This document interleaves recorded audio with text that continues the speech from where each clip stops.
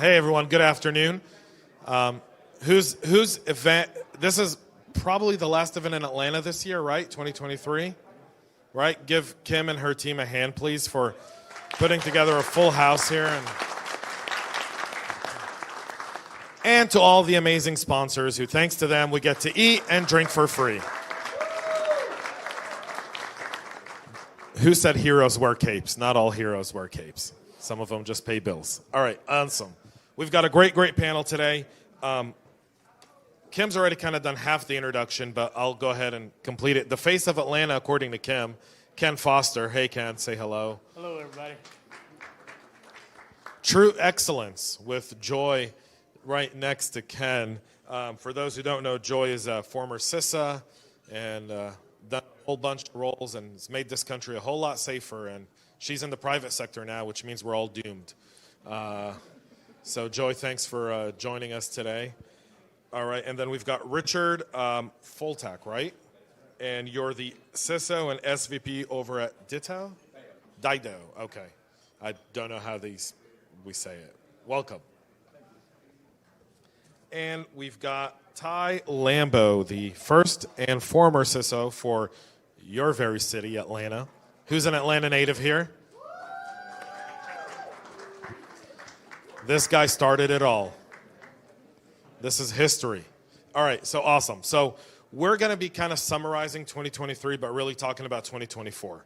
And it's December, so it's that time where we all make predictions that either turn out to be completely false or absolutely true.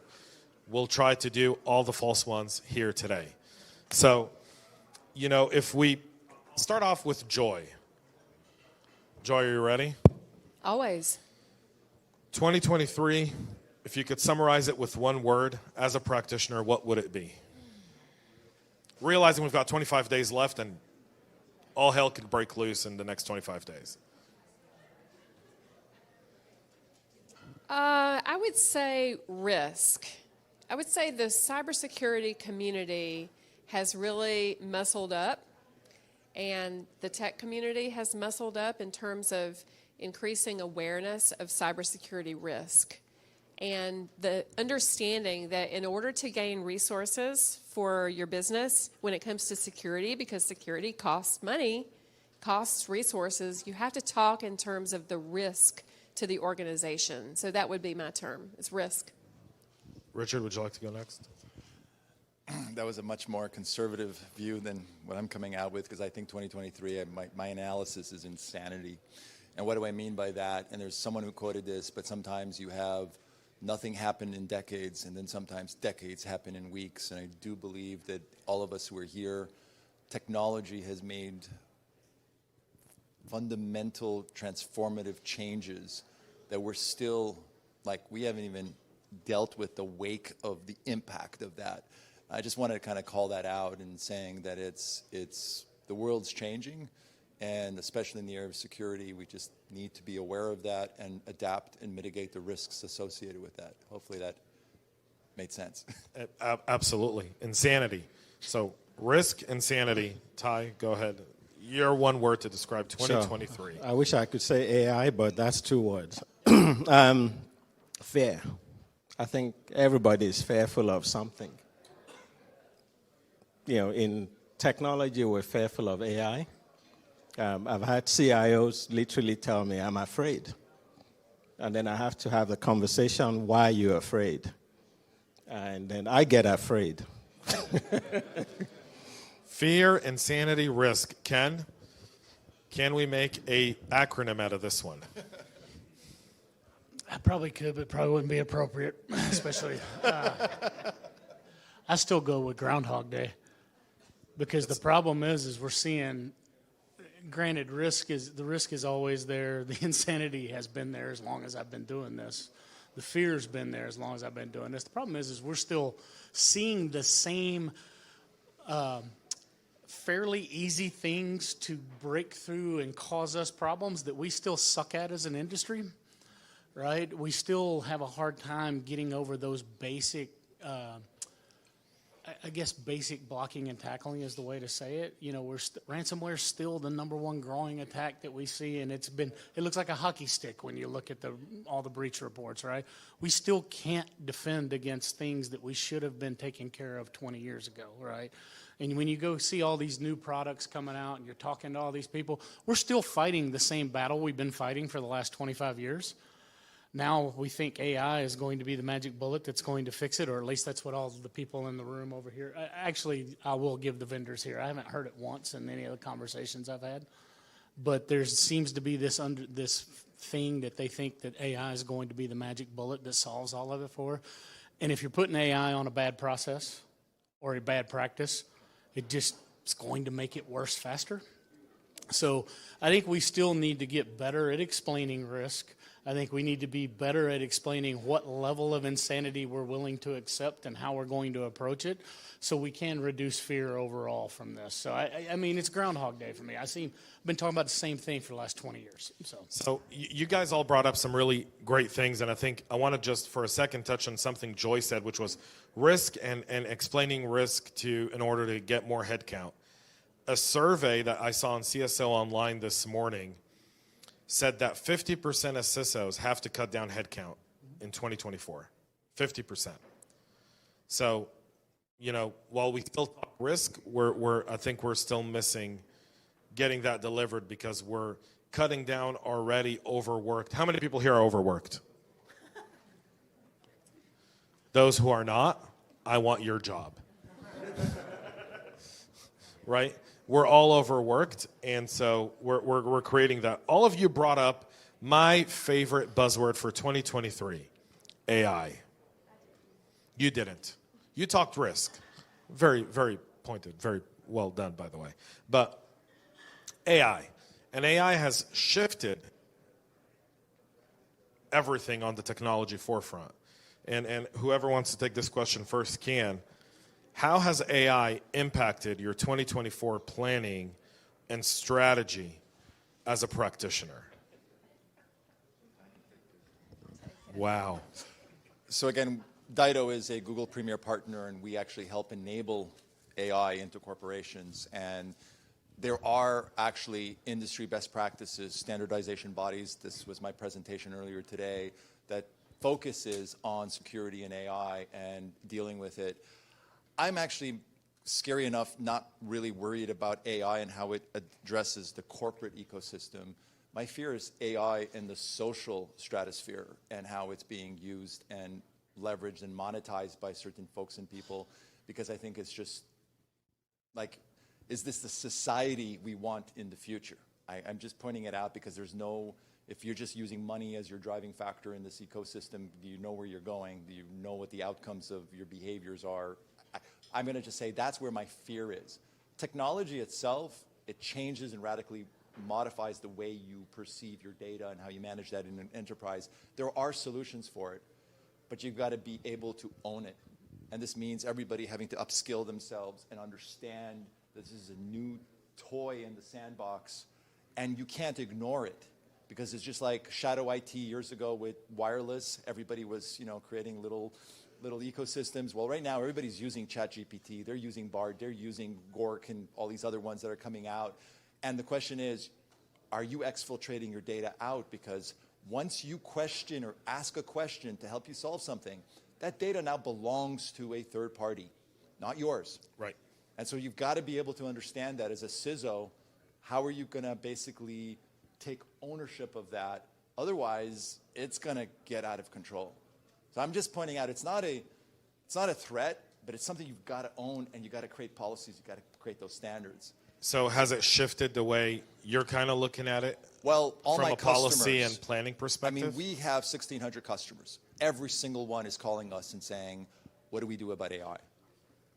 And the issue is, there are ways of taking control over your data, but you've got to take control over it. If you don't, you're going to lose control over your own data, and I can't tell you what's going to happen with, your operations. Yeah. So hopefully that makes sense. It's a new toy. It's a new technology. We still haven't figured out where it's going, which is scaring a lot of people. But I'm just saying from an operational perspective, from a way of helping your enterprise, there's great use cases out there. It's something you've got to kind of understand and saying, hey, let's own that. I'm just kind of worried about, let's say the dark side of the internet, what's happened in the last 30 years with the internet. We all know what I'm talking about. I'm not even to go there. But AI is taking it to a different level. And that's a social conversation outside of the enterprise, outside of, let's say, my pay grade. So, but I see certain things that I worry, just if you ask me that. But technology-wise, I think we can solve for it. Hopefully. Yeah. Go ahead. Just to follow up to the points raised by Richard. So I started out this year focusing on four-letter acronym, CMMC.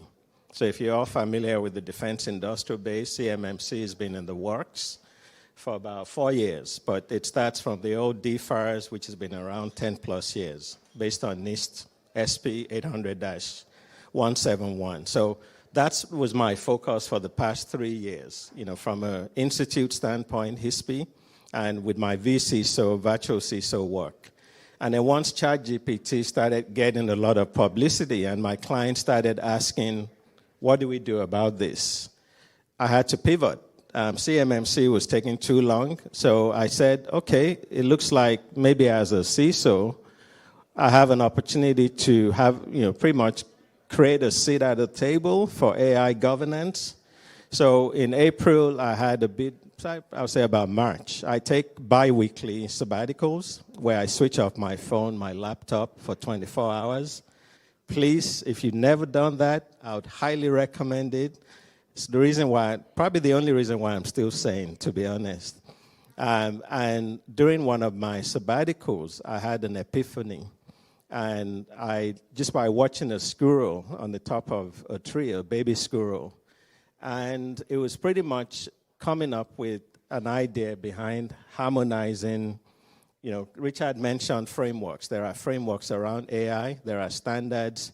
Harmonizing those frameworks and promoting the harmonization of those frameworks. So started this project called Project Cerebellum, which is the brains behind, which pretty much gives us balance as humans, right? So the tail gives a squirrel, going back to the epiphany I had, it gives the squirrel the balance to be able to go up and down a tree. Have you ever seen a squirrel go down a tree, like face down? I don't think humans can do that. I don't know any human, maybe Spider-Man or Superman. But so within a month, I put together a working group, a think tank. And we came up with a trusted AI model based on NIST AI, RMF, crosswalk to 6 ISO standards. We're adding more, including NIST CSF 2.0, COBE 2019. So we've actually created this model, and it's basically 72 controls that show you how to address AI risk. Now, the challenge I have with that is a lot of CISOs aren't even thinking about that yet. Like, they're like, oh, this AI thing, maybe it's just going to go away, right? No, it's not. Cloud never went away. AI isn't going away. It's going to be extremely disruptive. And I think as security leaders, I think we have an opportunity because I would say we've done a really bad job at protecting technology from a risk management standpoint. I think we have an opportunity to pretty much be in the driving seat of AI adoption from a governance standpoint. So that's really what I've been, I think the word is, I've been a manic when it comes to like AI governance for the past 7-8 months. But I literally had to drop everything I was doing from a CMMC standpoint to be able to focus on that. So for me, yes, it's had a big impact. Like I see a very urgent need for security leaders to pretty much at least have a voice when it comes to AI governance, and that's what this think tank is doing. So real quick, while we give Joye and Ken an opportunity, how many people here are dabbing with generative AI in their companies today? Show of hands. How many people here actually understand how generative AI works? Okay. Go ahead, Ken, Joye. So, problem is this is a tool set. It's just a tool set, right? It's a tool set that you don't understand and you're behind already. Because I like the fact that half this room said they're not dabbling in it. Everybody else in your company is. Go pull up some of the logs off your network and your exfiltration and see how much data has exfiltrated and infiltrated your environment from any of the number. Everybody's heard of ChatGPT, right? And we heard a couple people mention a few of the other ones out there. There are so many of these out there that you have not heard of, and there are ones that are designed to be used for nefarious reasons, and there's ones that are designed. It's a tool set that you better start figuring out how you're going to integrate it and having conversations with the leadership, because the leadership, especially on the sales and the marketing side, I was talking to somebody not too long ago, and they were like, yeah, the marketing team, sales team did a presentation for the company on how they've used AI to do all of their ad campaigns. Showed them how they could download this tool to create the video and how they could download this tool to create everything else. It's being used in your environment, and it goes back to what Joye brought up. It's a new risk. It's not something to be feared. It's not something to ignore, but it's a new risk that now you need to figure out what that governance model is and how you're going to protect it, right? Because I think Samsung was the first one that brought it to everybody's attention, that they put their IP from their development teams. Your development teams are using this because it's making them more efficient. They are writing better code. They're sharing that code with a big public group of people now that you're probably unaware of. And depending on if you're a global company and you're dealing with privacy laws and things like that, somebody in your company has probably violated a whole bunch of privacy laws around the globe by the data that they have put in there. So you're already behind. If you're sitting in this room and you didn't raise your hand, you're already behind because you're not thinking about it, right? You're not thinking about how it can be used for good, because there are definitely people out there thinking of how they can use it for bad. And it's democratized the ability. Just think of it in these simple terms. What is the first thing you normally would teach people to look for a phishing email? Look for misspelling, bad grammar, just badly formatted email. That no longer exists, right? Because anybody can log into any of these tools, say, write me a phishing email. And you don't have to call it a phishing email. Just write me an email on how it's going to get people to respond. It'll do it in perfect. They can pull in the perfect logos, right? So you've lost your first line of training that is now no longer. Now you need to retrain your people. So it's a tool set. You need to figure out how to use it and how to use it for your advantage. And also you need to be able to explain the risk to your business teams, because they want to use this, because they see this as a way of all of us, like you said, everybody's losing people, everybody's losing budget, right? This hasn't been a great couple of years for our finances, right? So everybody's having to make cuts. People are looking how to use this tool to take advantage of it, to be able to backfill positions you haven't been able to, because you can use AI to do some of this stuff. So you need to be thinking about these use cases that you normally wouldn't be considering, because somebody in the business is. Well, I am going to go to the next one. Generative AI is everything you all said here is really going to resonate, and it's absolutely true. And if you're not paying attention, it's going to catch up to you really, really fast. If you're not studying it, you're going to find yourself behind the 8 ball, and if you're not planning for it, then you're in a world of hurt, because bad guys are already using it. I mean, I think the dark web has more AI tools than the actual web does. So there's that. How many people here are CISOs? How many people want to be CISOs?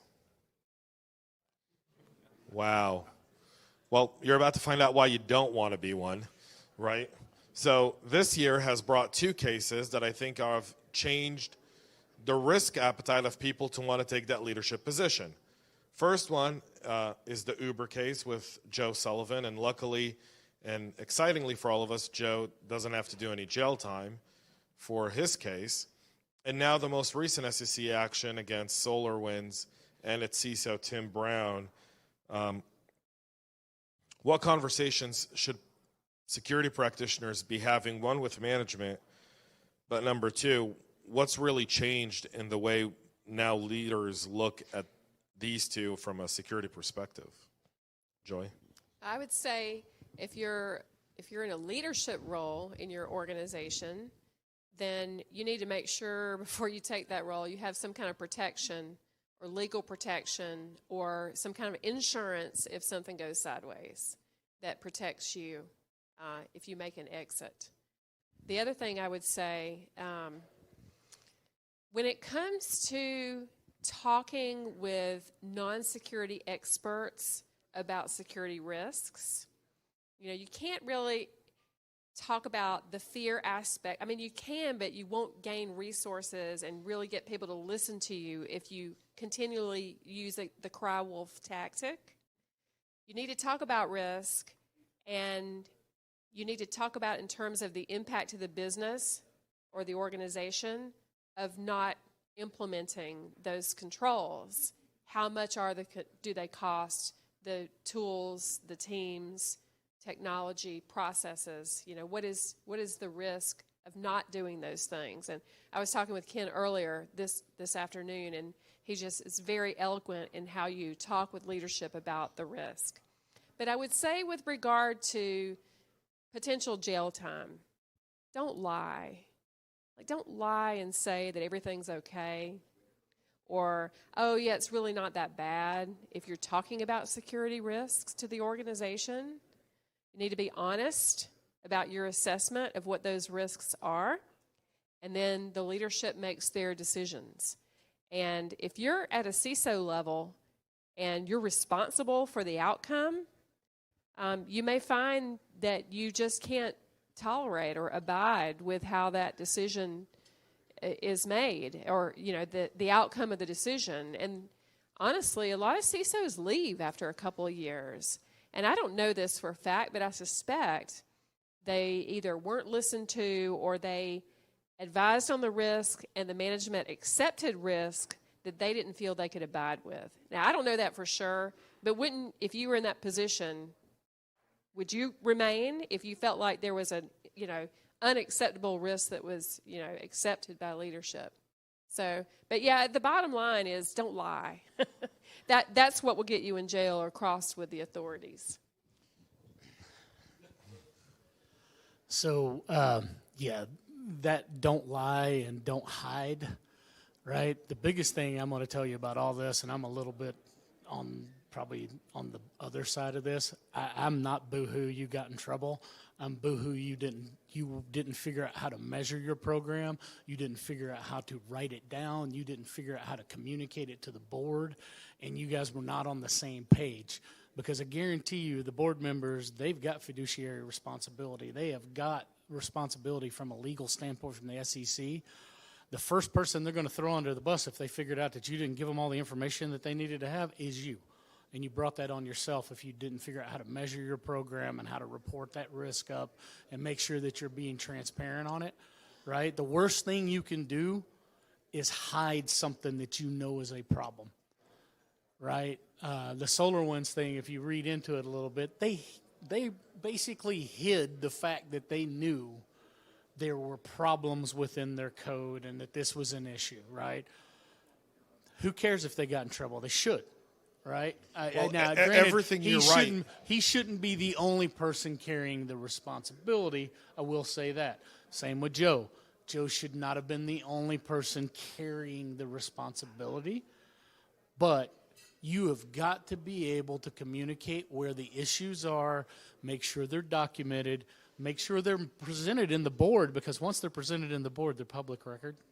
Right? So they have to document this stuff. They have to write it down. Now, you may every now and then get told you're not supposed to bring something to the board because they don't want it in that report. But you need to be making sure that this information is getting up there. So you as the CISO or the senior leader that's being done that, you need to understand how to measure your program. You need to understand what the key risk indicators are. You need to understand where your gaps are. You need to have a framework that you're measuring against so you have a known entity that you can go back and go, we're doing very well here. We're not doing well here, and here's the plan on how we're going to fix this. Now, there's always going to be the things that you're never going to fix. The board is going to accept that risk, or the business is going to accept it, but you have to have communicated it. You cannot on your own decide you're not going to report something up because they're not going to let you spend money on it. We report stuff up every day that they're not going to let us spend money on. So make sure you're being transparent. The number one thing you do in this job as a cybersecurity professional is your integrity, your honesty, and the truth is what you have built your career on. Don't ever get caught lying about something or hiding something. Yeah, I will say one thing, though, on the TIM SEC action against SolarWinds. If you've read the whole action, they have all of the Slack messages between all the security people internally. And those are actually being used as evidence in the case against Tim Brown and the action, because it's essentially employees joking that, yeah, we'll never fix this, or that's just a black hole no one's going to get into. So just be mindful of what you're writing in Slack and Teams and emails and how you say certain things, because that ends up, when there's an incident, that could end up being something that leads you to a deposition.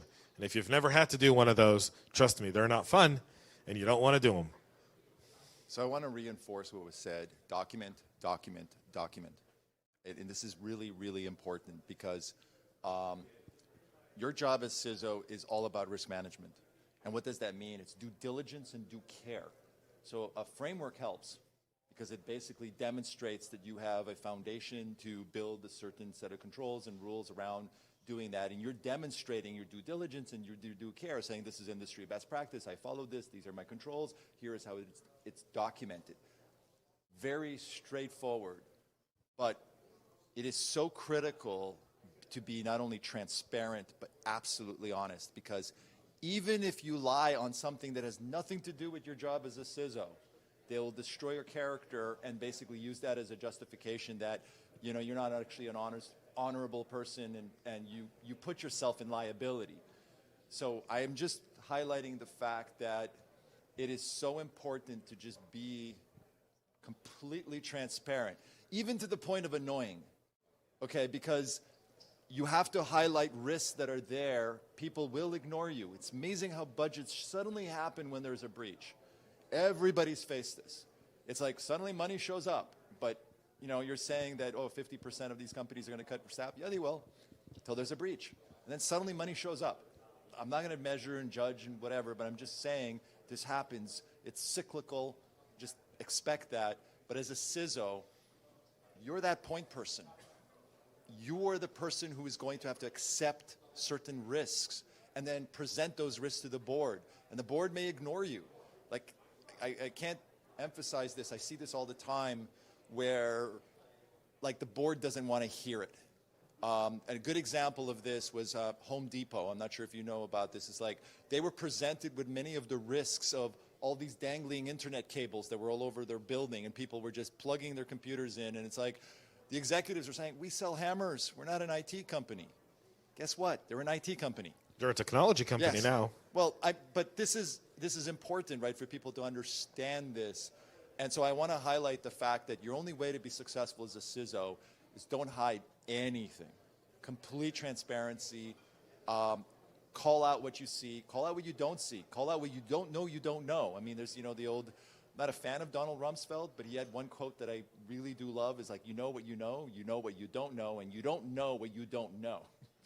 And this is really important, is that you have to understand that there are new technologies, you're not aware of them, highlight it as a risk, because it's a risk for your business. And that means we need budget. We need to understand what these new threats, these new situations impact to us. And budgets don't show up. Had you not discussed this, had you not documented this, suddenly someone's going to blame you that, hey, there's some AI attack that came from wherever, you did nothing. It's like, I just want to point out to two things here real quick for the sake of clarity. None of us here, and Joe Sullivan will be breaking his silence, I believe, today at an event in Europe over this, and Tim Brown's not allowed to speak. So we're kind of judging this from a one-side perspective. Just want to point that out. So tomorrow's headline news will be what Joe Sullivan said today. And I guarantee you one thing, he has a whole lot, from a private conversation, he's got a whole lot to push back on what was represented in his trial. So just want to say that on behalf of Joe. I'm not his attorney. Did write a letter for him because I didn't think he should go to jail. I don't think anyone should go to jail for something like this. Let's just be clear. Unless you hack the company, then you go to jail.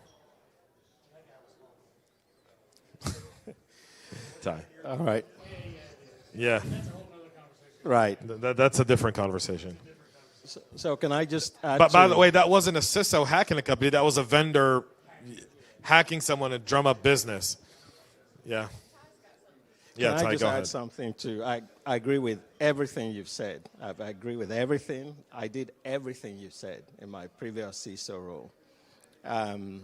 2015, 2016, I was the first CISO for the city of Atlanta. Brand new program, built it from scratch. And I saw the writing on the wall. It was big red letters on the wall, right? I scared the hell out of the mayor, his cabinet, everybody else. That's what I was told. Like, Taiye, you're the boogeyman. You go around scaring everybody. Yeah, it's a miracle we haven't been hacked. We've got like systems that are unpatched and they've been sitting on the internet for 10 years. Right? I mean, I have an ethical hacking background, right? I used to do pen tests for a living. I founded HoneyNet projects. So I knew the things that within my first 100 days, I knew where all our gaps were. I stood up our first vulnerability scanning program. People were coming into my office saying, Taiye, why are you making us look bad?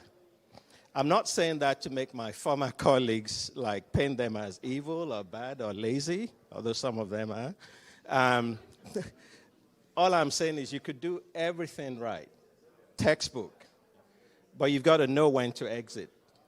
So I saw the writing on the wall. I did the part I could. You know, I was told every dollar we spend on your program, it's at the expense of potholes, fixing potholes. Anyone ever driven through Atlanta? If you drove here, there are potholes everywhere, right? So I started having pothole syndrome. Like driving home into the suburbs, I'll see potholes everywhere. So I come into work feeling guilty. You know, that $1 million they gave my program, that's like 10,000 potholes they couldn't fix. So he did a really good job at really educating me on, you know, how to make that balance. I say all that to say I saw the writing on the wall. I knew I wasn't going to be around long enough to fix all the problems. I knew we weren't going to be able to spend enough money or allocate the money to do it. So what did I do? I resigned after 1 year. I asked for authority, I asked for autonomy, I asked for budget. Authority means the mayor signs off on all the high-level policies that we were building. I got that. I even got a video from the mayor supporting our program, the previous mayor. The new mayor that came in, that experienced the ransomware attack, was literally maybe 2 months in the job. She was in her first 100 days. Right. Yeah. Obviously, nobody transferred the handover note to her because the previous mayor saw cybersecurity as a priority. So I say all that to say, and I'm not blaming anyone, I'm just saying you could do all the right things, but you got to know when to exit if it's not working. I gave 4 months notice. So I resigned March 2016. I gave notice to July 1. Why did I give 4 months notice? I wanted the budget for year 2 to be approved by city council. So we kept it hush-hush from the mayor. Because guess what? Guess what happens in city government? If somebody leaves that is championing something, they're going to take the money and allocate it to potholes or something else, or smart city or whatever. We were part of the IT budget. I asked for autonomy, move us outside of IT. I asked for a separate budget outside of IT. IT was so, we were anorexic. We weren't like penny pinching, like we didn't have any money. Like we were spending like $30 million. This is our public. $30 million a year was the IT budget. My budget of $1 million for year 1 was just to help me out, so that I just don't keep scaring everybody, which wasn't even enough, right? And that includes technology, by the way. Hiring people, building the team. I had 1 direct report. So all I'm saying is, and I'm sure you guys all work in commercial sector, it's not that bad, right? It's not government, it's not poor city like Atlanta. But I'm saying if you don't have the authority, if you don't have the budget, if you don't have the autonomy to do your job, and for me, autonomy means you're not part of IT. You're part of enterprise risk. God forbid they put you under legal. God help you. But ideally, enterprise risk, ideally, you're reporting directly to the CEO. To me, that shows you have autonomy. If you don't have those three things, know when to exit. So on a positive note, I exited, did a few gigs after that. I do virtual CISO work now. So I help small, medium-sized businesses. You have the authority, because typically the CEO brings you in, or the CTO or CIO. You have the autonomy, because they actually have to listen to you. Do you have the authority? Maybe not, but you could empower somebody to have the authority. So I kind of have the best of both worlds with what I do now. The folks that I'm doing the work for, I'm a contractor, which means I have legal liability because my company has insurance, right? So if they sued me, they could get their money back. But I'm not going to go to jail because I'm a virtual CISO, and I'm not saying I would lie. I just don't lie, right? But if I did lie, the maximum liability I have is they're going to get their money back, right? That's the contract, the insurance and everything. All I'm saying is if you're an enterprise CISO or you want to become an enterprise, the few people who want to become an enterprise CISO, if you do not have authority, autonomy, budget, which is really what you should be asking for from management, if you don't have it, I think it's very obvious they don't really value you or your role. And you have to start thinking about your exit. And the good news is the virtual CISO world actually needs people that come from enterprises, because guess what? Their customers are the large enterprises. So their customers are pushing all those requirements, compliance, down the supply chain, right? So they're going to need the same help you're trying to provide to your enterprise organizations. Probably said too much, but it's been my experience. I agree with everything they've said. All I'm saying is you can do all those things, and it may still not work out, which means you've got to be thinking about your exit, and you've got to be thinking about how you can protect your integrity and your reputation, right? Because typically what happens if you stick around because, you think it's going to work out at some point, it's going to be a major breach. I was 2 years, I was thinking way ahead. If I had stuck around for that 2 years, it may or may not have happened under my watch. I talked to my former deputy, and he said, Taiye, it could still have happened. I'm like, I agree. It may or may not have happened. Maybe the program would have been a lot more mature. But all I'm saying is somebody would have been the fall guy. And guess who it would have been? The CISO who's been there for 3-4 years. That's all I'm saying. So you got to be thinking about your exit if it's not working out. That's the message I want to get across. Yeah, I mean, just to kind of wrap it up on that specific topic, who here is incentivized after hearing this panel to want to become a CISO?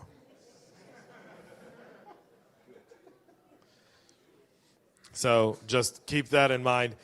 Everything that was said here is really important. One other thing is if you do want to go down that path, a few things. One, who are you reporting to? It's just as important as anything else. If you're reporting to IT, then they see security as an IT issue rather than a business one. So it's probably not the right fit. In fact, you're starting to see more and more of that shift. So just keep that in mind. Who do you report to? What's the org structure look like? At what level do they see it? Are you just purely governance, meaning you're there to just write policies? You've got a small audit team to audit stuff, and that's your role. And understand it, because you don't want to say no to an opportunity, but you definitely want to protect yourself, and that goes into contract negotiation, that goes into responsibilities, that goes into how they see the role. And, talk the role down if you don't feel like you have any of the things that the panel brought up. Be like, you don't really want a CISO. You need a director of information security. We can do that, right? Because you're giving me a CISO title with a director pay anyways, right? So just give me the director role and keep the C for you. And you reduce risk that way as well. Because we all want to move up in our careers, right? Who here wants to stay in the same role for the next 30 years? So you want to move up, just you got to know how to do it. All right, our final question for the panel here before we go to Q&A. And get your questions ready. I got drink tickets if you ask them. But make them good questions. All right, any statements, and I take away the drink ticket. Just letting you all know. So our final question is, 2024 is going to be one hell of a year. In case of you all don't know, the world's kind of headed into a spiral of uncertainty. Our water treatment facilities are getting hacked by the day. Our electrical grid was getting chased down by the Chinese in the western U.S. and in southeast Guam and our entire west coast. The Russians are doing what the Russians love to do, which is disinformation and misinformation and just causing chaos. The Iranians have decided to join the axis of evil and become part of that party. So nation-state attacks are on the rise, and in case none of that makes sense, 2024 is an election year. Happens to be to the most prestigious office on the land. And so looking at nation-states, looking at all these challenges, what do you guys see 2024 looking like for all of these cybersecurity practitioners, and where do we start addressing a lot of these challenges, Joye? So you all know that I'm the field CISO at VERITAS, and VERITAS has for a long time made data backup software, which is really important when it comes to having a layered security approach. And in the role of field CISO, I travel globally, and I talk with customer CISOs about their concerns. And I listen to what their inputs are when it comes to security. I have learned some amazing things that I'd like to share. First lesson when it comes to geopolitics is your cyber threat depends on where you are. So when I traveled to London, for example, the UK and that area of Europe is much more focused on the Russia threat. Why? Why? Because it's literally right in their backyard. It's very disruptive to their area. Okay? So we're here in the U.S. We have a U.S.-centric view. We are very focused on China for good reason. China is a peer in terms of a very large country, large population, large landmass, very sophisticated, very old society, culturally distinct, authoritarian government. So what I find is that in Asia, South Asia, there's a tremendous concern of Asian authoritarian governments coming together. I know James used the term axis of evil, but I think everyone here is in the security community. I'm not even going to ask for a show of hands. And I'm pretty sure this is more sophisticated than your typical bear of knowledge of operations security or OPSEC. I'm going to just make that assumption about this crowd. And I find that countries with lesser resources, and no one's going to be surprised about this, are trading being able to acquire technology for security. So just like in Africa, China has built a lot of the port infrastructure in Africa. Everybody knows this. Well, critical infrastructure, whether it's transportation sector, the electric grid, water, telecom, especially telecom, all of that is digitized, and so all of that is at risk. And so whoever owns that infrastructure from an IT standpoint controls it, right? And so frankly, poorer countries are basically saying, we really need the 5G, so we'll let Huawei provide it for us, because otherwise we don't have it. And frankly, we don't have much to steal anyway. That's what they say. That's what they say. But the more sinister effect is going to be control. So authoritarian governments, I'm not mentioning one, because there are many who have lots of human rights abuses, who are controlling the people in terms of their access to information. I mean, you can't do a Google search in some places. And heaven forbid you try and search for Winnie the Pooh in certain countries. You'll be disappeared. Control. Those countries want to control their people in country and outside the country. And we've seen news reports of evidencing this. So I attended a threat briefing that was part of a government and industry consortium yesterday, and that was the number one focus, is the coalition of authoritarian governments who believe that their way of governing the people is how it should be done globally, and the extension of their philosophy through control of IT. So as security practitioners, we really have to be on guard and aware of these geopolitical changes. And so when I travel globally and I talk with customers who operate critical infrastructure, I have to be careful when I talk about freedom-loving nations. There are some nations that if you chew gum, you're put in jail. So that, freedom gets to be kind of a tricky word when you travel globally, right? There's some places I will not travel. I've worked at DoD for a long time, and I will not go there. I feel the risk is not something that I would tolerate. But I would just say it is of utmost importance to understand geopolitical risks as a security practitioner. And I think we should really get beyond saying cybersecurity and just say security, because it's all becoming very blurry, isn't it? Who's next? I have to be a little careful how I word this, because I've had the privilege of actually working for a manufacturer in the past where I ran the security built into the platform. And what I want to kind of highlight is the fact that the nation-state game is a completely different game than the cyber criminals. What do I mean by this is that the nation-states aren't there to disrupt you right now. They're looking at opportunists. I'm going to get myself into your network because when the time is right, I'm going to disrupt you. You also have to understand that that goes also for the United States, right? These devices are tracked. Everything you use is a technology like there's export controls. There are things in your technology that are there. So understand, but that's a level of risk that I don't think anybody here in this room is going to be able to mitigate or deal with, because the reality is someone thinks that they have to have the ability to get in through a back door and access your data for national security reasons. It's there. And I can tell you the Russians, the Chinese, the most sophisticated stuff probably have some back doors that they've created into your environment. Good luck. I don't know what to say, right? But if they ever choose to play that game, there is that risk that some time bomb is going to get kicked in. I'm just calling it out because I think it's real. And I don't think there's really that much you can do about it other than look at some of the threat actors, look at what you can do to mitigate your attack surface area, what you can do, track the communication that's coming in and out of your environment, lock things down as best as you can. But there's no magic bullet that you're going to buy some technology or you're going to have some intelligent feed from here. They all help. Absolutely, they all help.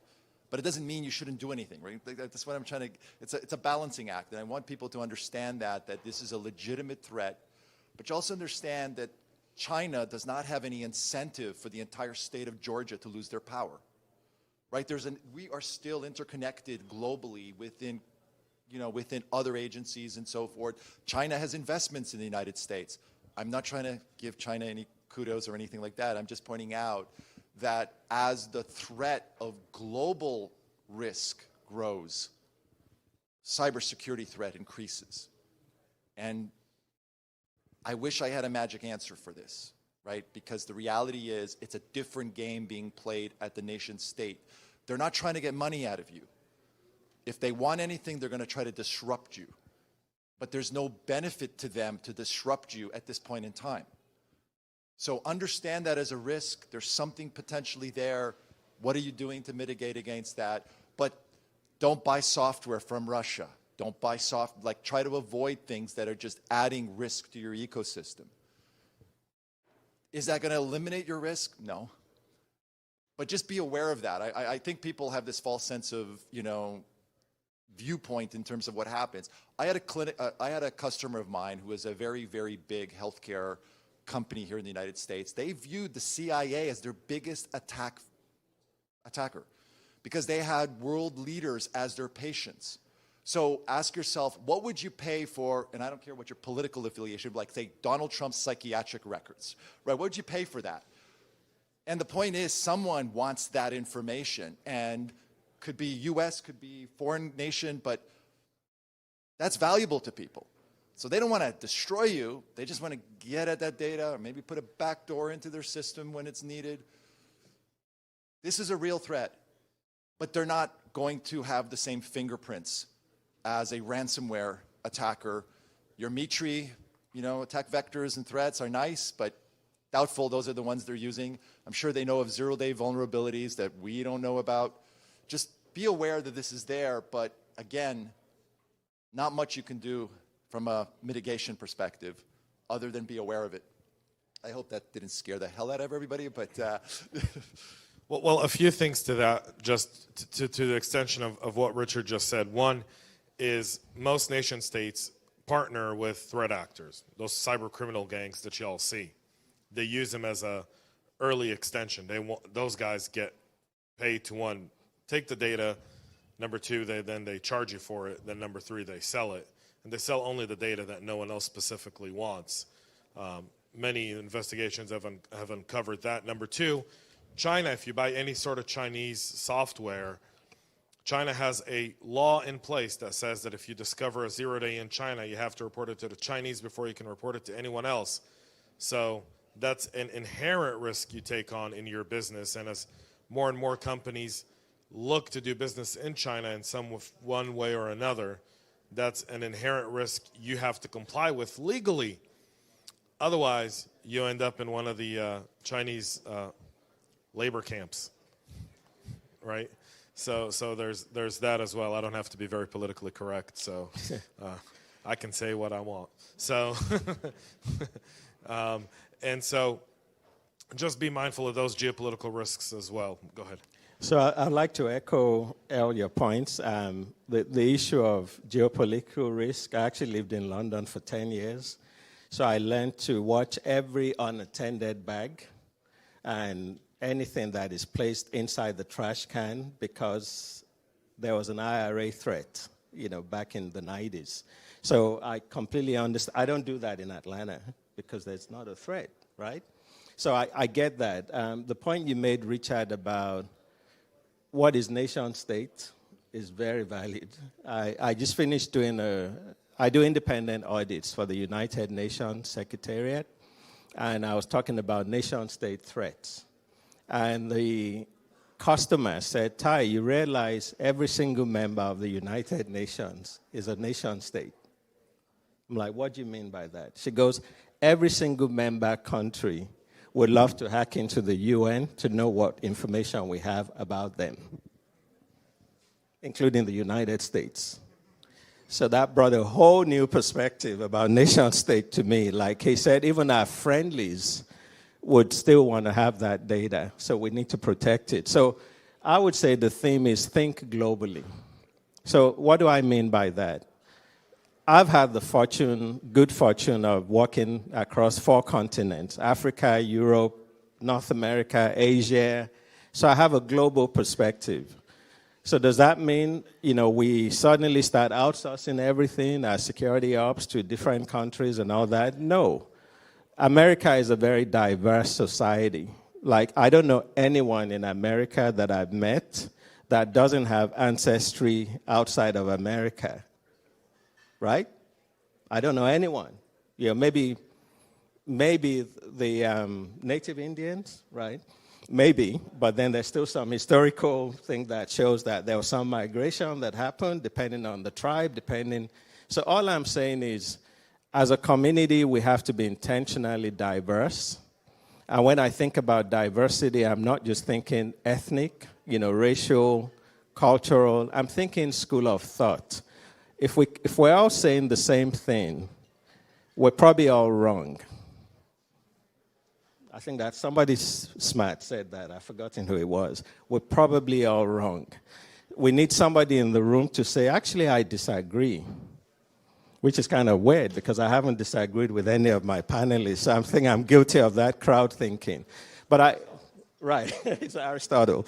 So I think my point is we have to find people, like I call them voices of dissent, people who would say, actually, Taiye, I don't agree with that. I know you're my boss's boss's boss, but as long as they say it respectfully, right? You know, if they say it arrogantly or they're cheeky, that's a UK thing. That's not allowed, right? They have to be respectful. So all I'm saying is we have to be intentionally diverse.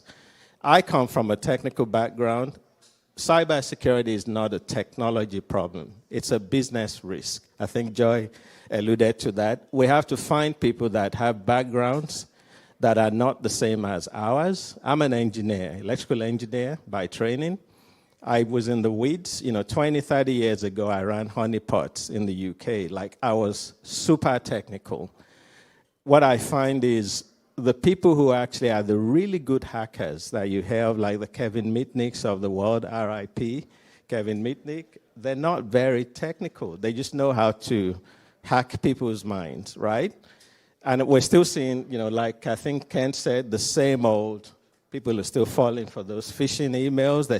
It's like the same, fundamental things, weaknesses we still have, the fundamental controls we should have. So all I'm saying is, how can you play a role in having that global view is to embrace diversity of thought, which means if somebody has a degree in English or Spanish or food sciences, give them a chance to be on your team. Give them the experience. They don't have to be an engineer like me, right? Find those voices of dissent that can start doing things a little bit differently, because as an industry, we haven't done it perfectly. So that means there's room for improvement. So that would be my challenge to everyone. Think globally, embrace diversity of thought. Ken, anything to add? Oh, no. Who in here doesn't think they're a target from a nation state? Who in here doesn't think they're a target from a nation state? Who thinks your industry or your business is not something that the nation state would be interested in? You don't have to admit it, but there's probably a lot of people in your business who don't think that, right? But then think about who are your customers. Think about who are the companies you do business with. Think about the fact that it may not be the nation state, but it may be the hacktivist group that's upset with you because you do business with somebody else. So don't ever think that you're immune to it just because you're in something that I used to work for a company that said, we kill bugs. Why would they be interested in what we're doing, right? Well, we had access to buildings. We had access to building systems that, to get in. So when you think through those attack chains, you always got to put that out there that they may be interested in you for nothing that your company does. Interested in who you do business with and who you maybe have a relationship with or a partnership with. So that's probably the only thing I'll add to the whole group is don't ever think you're not a target because of that, right? And it is about the long game. It may be about your IP. It may be about who you're going to do a merger with down the road, because I guarantee you they know more about your merger than you do. So just think of it in those terms. Thank you, panel. Give him a hand, y'all.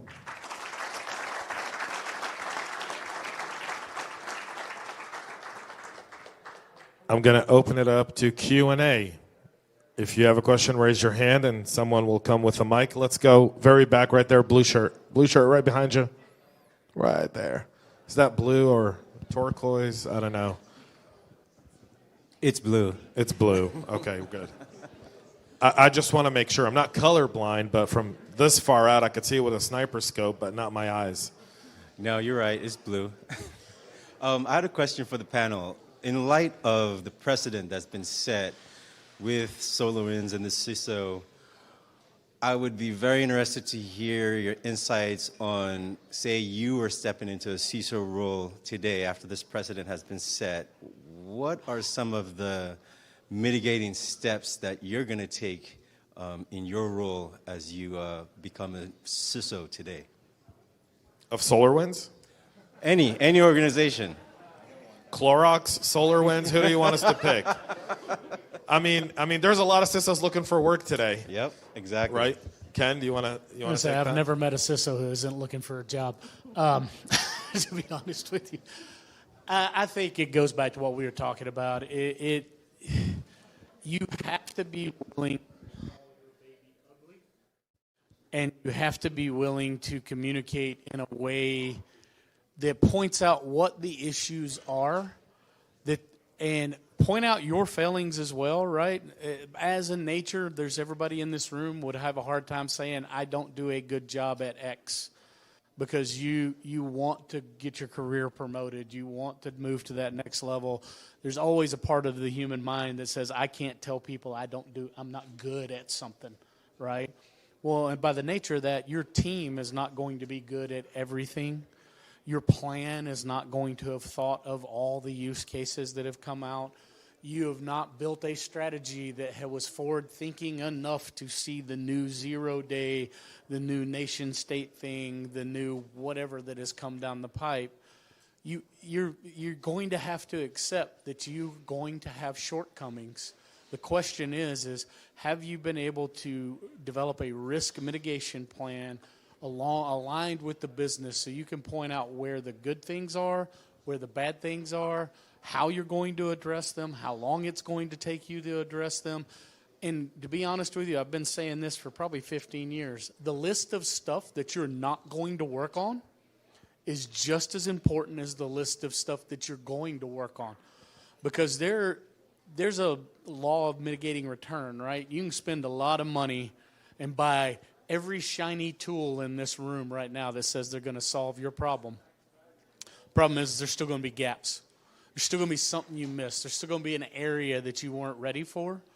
So you've got to be able to measure your program, and you've got to be able to realistically communicate what those risks are, why you're addressing some now, why you're going to address some in the future, and why you're not going to address some at all. And if you can, I hate to say it this way, but if you can sell your strategy and your overarching plan around that and be transparent about that, that's where you move out of the technology leadership to the business leadership role, because now you're talking in business risk. You're not talking in technology risk. You're not talking in I've got these speeds and feeds, as we used to call it back in my early network days, right? You need to be able to communicate why it's a risk to the business, why it's a risk to revenue, why you're going to fix it, why you're not going to fix it. And never spend $5 to protect $1. Understand what actually reduces risk, what actually increases it may increase revenue if you're doing your job right and you're selling to outside customers, right? Because if you can show that your capabilities actually make you a better company to do business with, and your business can use that as a selling point when they're trying to onboard new customers, you have now become a value add to the business. So that's what you've got to be doing. You've got to be thinking in those ways. You cannot think of yourself as a technology leader if you don't understand what your business does and you don't understand how to communicate in their terms. Don't worry about being a CISO. Stay an engineer. Do that. You'll probably be happier and you'll probably drink less, but just you've got to think about what you're going to, when you step into that new role, it is a completely different conversation than what you've been having as a technology leader. By the way, the best job to take is one being a CISO after a breach. There's no budget limitation, no staffing limitations. You get full control. That is a dream job for a CISO. And you probably have at least 2 years before they're going to really look at it. Yeah, you've got 2 to 3 years to fix things before anyone ever fires you. All right, let's take another question. Hang on, we got to get a mic. Let's go to the young lady right here in the back, please. Hi. First of all, I just wanted to say thank you all for taking the time out today to do this panel for us. It's been wonderful and informative, except for you, Ken. We already know this is your full-time job anyway. This is a scenario-based question, and I'd like each of you to maybe reach out and pick the most reliable option out of your toolboxes with your experience.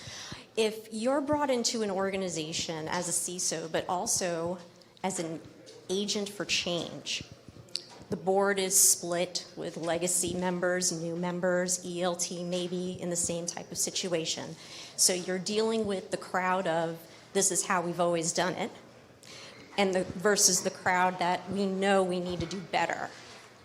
As a CISO, how do you work to bring about change quickly and effectively? Well, that's hard. And I would say that you inform in a large group setting and you persuade one-on-one. Again, you inform in a larger group, in a meeting, but you persuade one-on-one. So it's very important to have the emotional intelligence to know who you need to be persuading and spend time on those relationships. Build rapport, build trust with the individuals who are the detractors of your position. And as you're doing that, earnestly listen to their position. What informs their concerns? What is it that's the root of why they are resisting? Why? Did something in the past happen? Are they concerned about the cost? Had they been through a situation where too much money was spent on something? In other words, earnestly find out why it is and do it in a way that is very gentle, nuanced. So I really think it has to do with relationships and communication at the end of the day. And when I say relationships, I mean really being humble with the person with the opposing position so that they truly feel listened to, that you're honestly trying to understand. And then the hope is that they will become more open to your position as well. I'm going to have to, Okay. I'm sorry. You may have to speak to them after the fact. Because we are at time, and it's time to give out gifts. And there's a whole bunch of raffles. So give the panel a hand, y'all.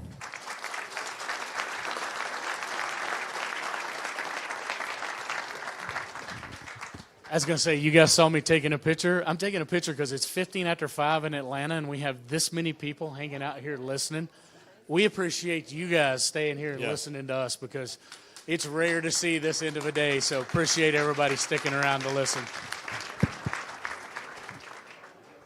Just one more thank you for these guys. You did a great job. We really appreciate your time, and I know they appreciate your time, so just give these guys one more round of applause.